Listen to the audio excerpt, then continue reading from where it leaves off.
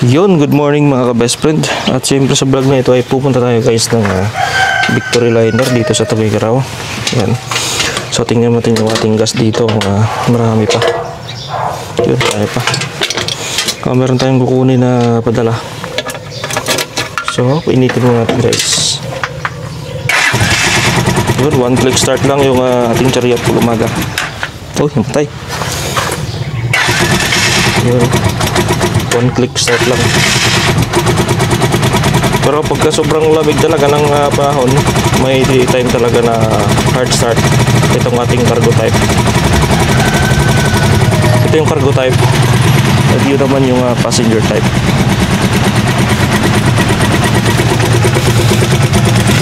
Okay, mga 20 seconds pwede na.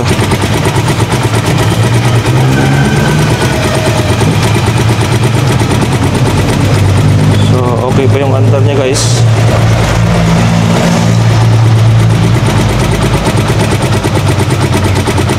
Matining-tining pa.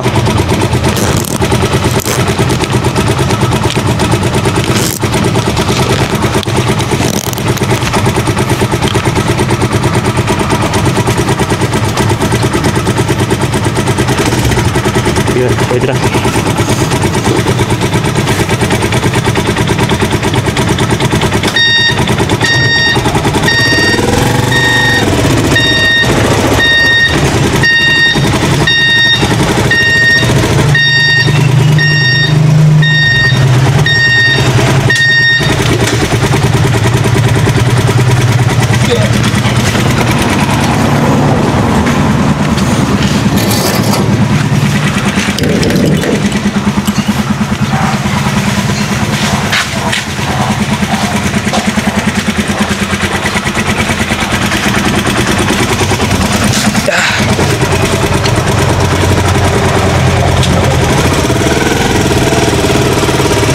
Nandang lang egg. Victory na ko Victory.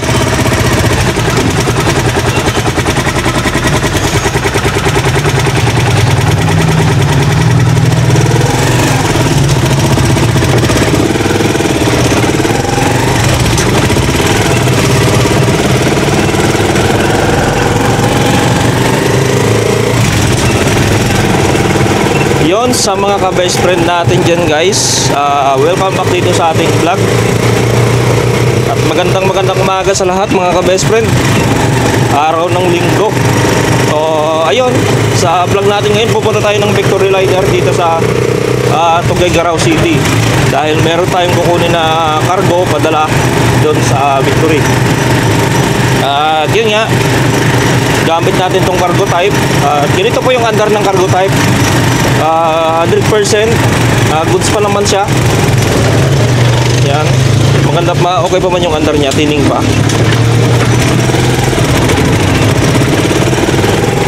Yan. So marami talaga ang paggagamitan itong ating chariot. Kahit saan talaga guys pwede. Yung nakarang araw ay meron tayong nakitang mga biker. So yung isang kasama nila nag-flat yung gulong. So ang ginawa natin, sinabay natin. Yun, kasya sa ating chariot. Yan. So dito tayo dadaan sa diversion road. Medyo hindi pa naman traffic ngayon. So ito lang yung hindi ko nagustuhan dito sa sa kanyang side mirror. Masyado yung paggagawa kasi ng tolda sa gilid ay masyadong mababa. Kaya hindi ko matanaw yung side mirror gaano.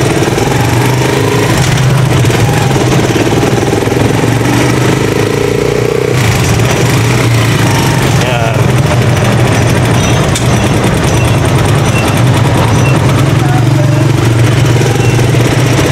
Lakas ng trasera niya oh. So pagka ganun mga best friend, sa ating cargo type, pag nakahinto tayo, iuusad natin yung trasera, medyo hindi pa kaya. So need natin ibalik ng segunda. Unlike dito sa cargo type, so nakaano na siya oh, nakatrasera siya kanina, kaya niyang iusad. So mas malakas talaga itong cargo type compared dun sa ating passenger type.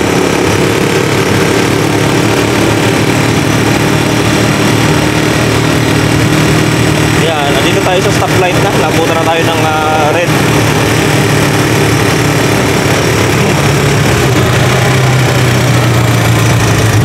Yan, dito tayo sa stoplight mga ka-best friend. Lambot ng ano niya, ang gear shifter niya guys, kambiyahan niya napakalambot. Ito yung kagandahan sa Chariot. Yun, so tuturo ko sa inyo pag galing tayo ng Bunton, may intersection dito sa malapit sa SM City. Ito naman yung papuntang sentro, ito naman papuntang Solana. Pag diniretso natin papuntang Robinson, Tuguegarao, papunta rin niya ng ano, Isabela. So yun, tining pa ang andar ng ating Chariot, oh.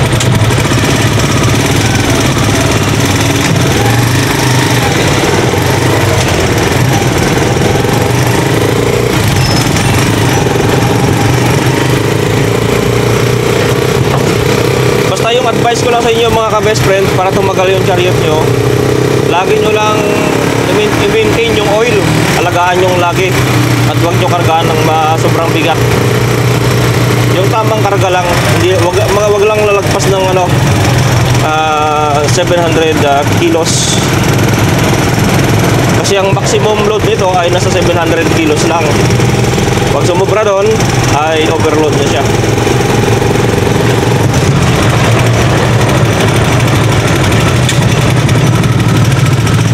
Tsaka ang kagandahan dito guys, meron siyang lugir, panalong-panalo tayo dito. Kahit mabalahaw ka dito, talagang aahon siya dahil meron siyang lugir.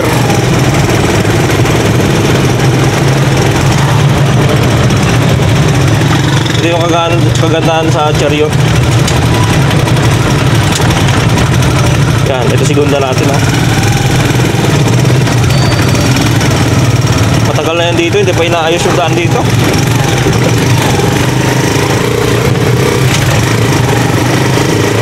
Andito tayo sa Karitan.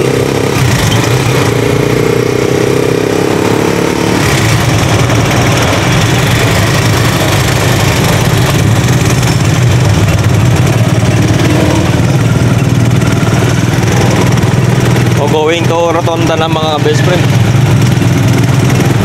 Yun, big love shoutout sa ating tropang mga karusi Chariot dito sa Tuguegarao City. So join na kayo guys sa ating GC, sa ating group chat. Meron po tayong ginawa doon para magkakilala po tayo dito, yung may mga Chariot dito sa Tuguegarao.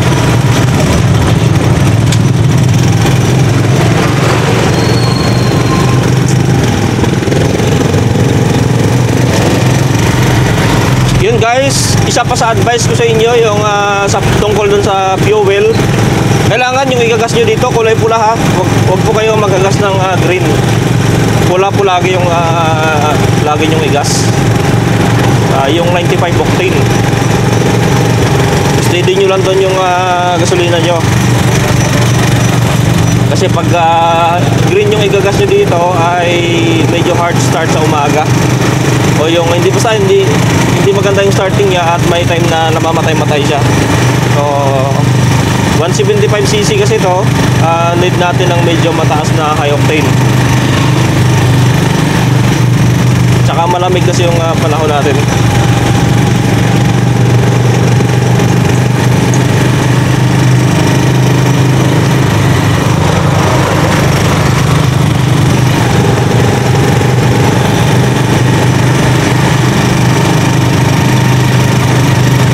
Yun, basta ganitong linggo, umaga, ang diversion road, hindi pa ito busy.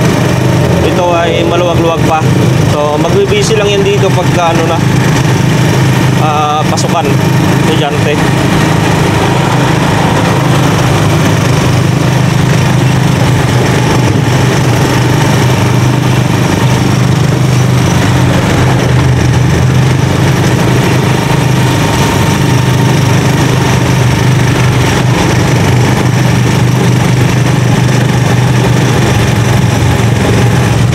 Lapit na tayo guys sa ano, sa Rotonda na may pansit badil patong dito mga ka-best friend ha.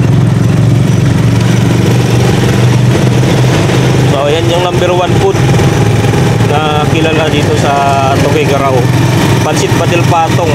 Yan, kung gusto niyo pumunta dito para matikman nyo yung Badil Patong, dito po sa Diversion Road, marami pong nag-o-offer dito ng mga ganyang pagkain. So, yan po yung sikat na sikat dito na na pagkain. And then sa Kabagan naman, sa Bela, yung Pansit Kabagan.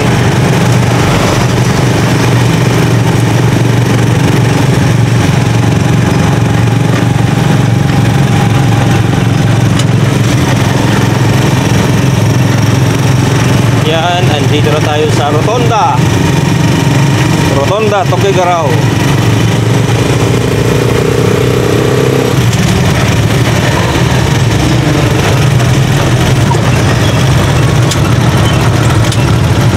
Yan mga ka-best friend.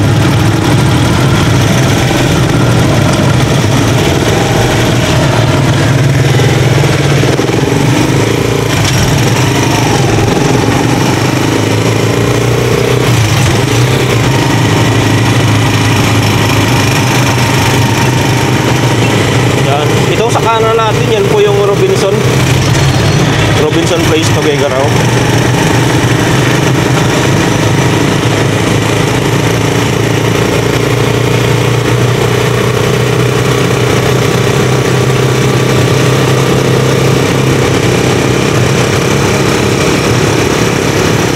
So sana bukas na yung Victory Liner.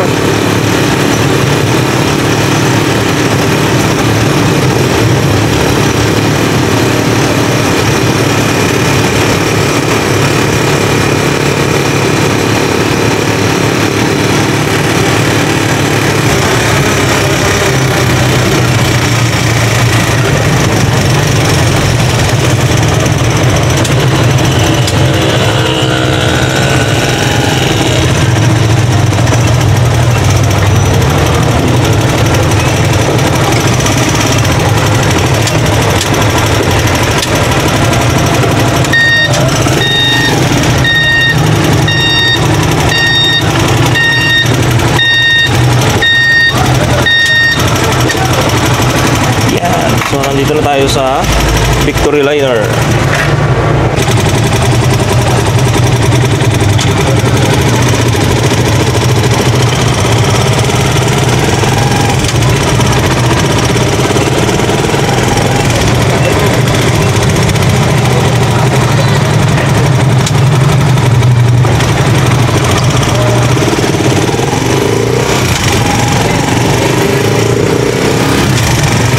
Ayun mga ka-best friend, at pauwi na tayo.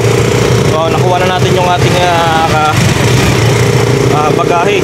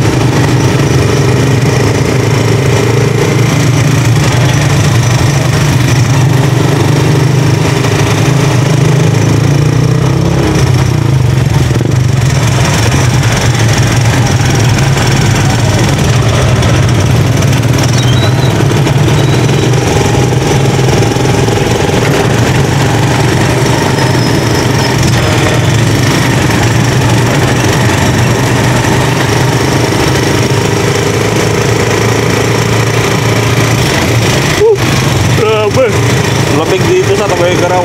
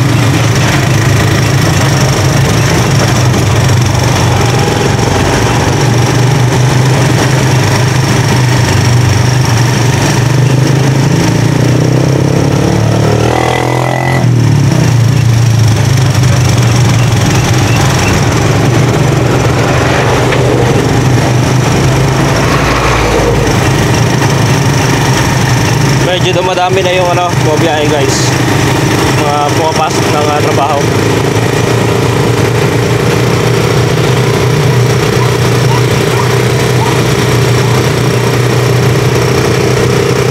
Yung iba na mamalengke dahil dito sa Tuguegarao, ang palengke po ay linggo yung market day dito.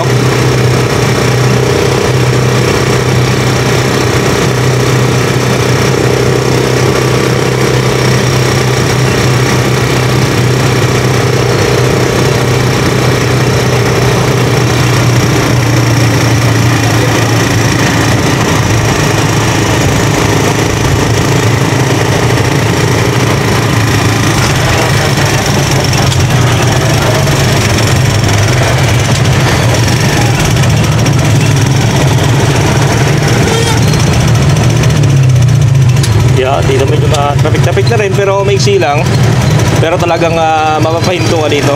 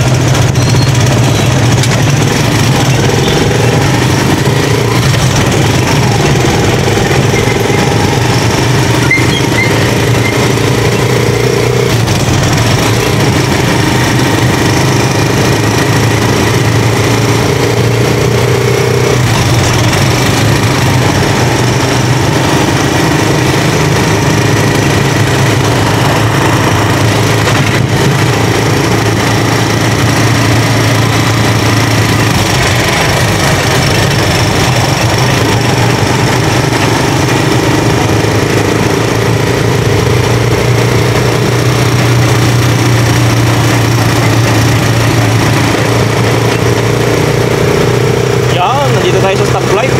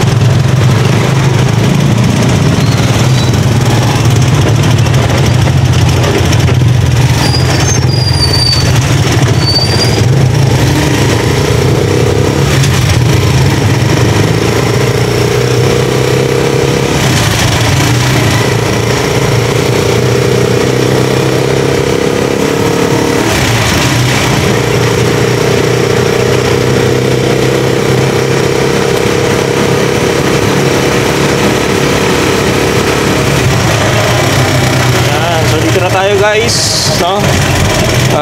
Thank you sa panonood din ng ating vlog ngayong araw.